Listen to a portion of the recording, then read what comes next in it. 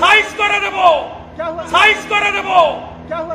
হিন্দুর বাচ্চা আমরা, মুসলিম লীগের সরকার চলছে, আমরা হিন্দুর বাচ্চা। ভারতবর্ষের নাম হিন্দুস্তান।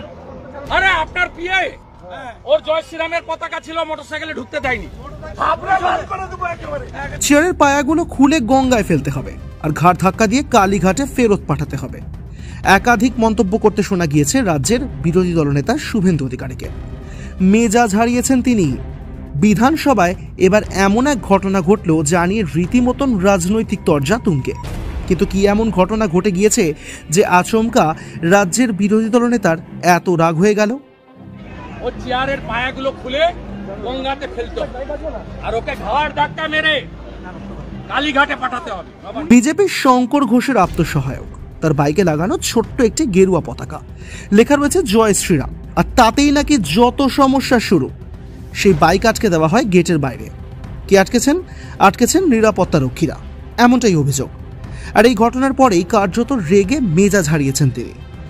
বিধানসভা চত্বরেই বাকিদেরকে সঙ্গে নিয়ে জয় শ্রীরাম স্লোগান দিতে দেখা যায় শুভেন্দু অধিকারীকে। ঢুকে পড়েন বিভিন্ন জায়গায় আর তারপর চিৎকার করে বলেন, এটা কি মুসলিম লীগের সরকার চলছে?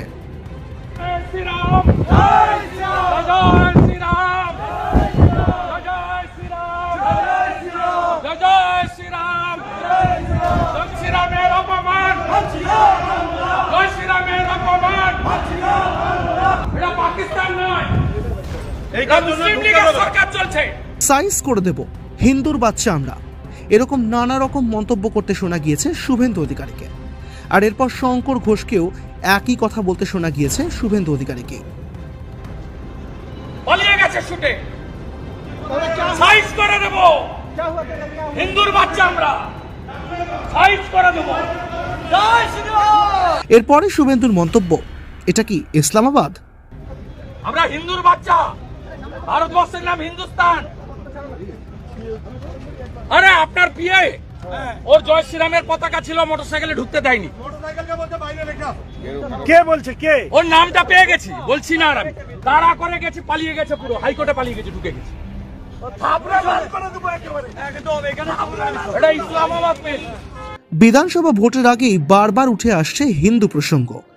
রামনবমীর পরের দিনেই এইরকম ঘটনা রাজনৈতিক মহলে রীতিমতন চর্চা শুরু করে দিয়েছে। প্রশ্ন উঠছে, আসন্ন বিধানসভা নির্বাচনে বিজেপির লক্ষ্যমাত্রা কি শুধুই হিন্দু ভোট?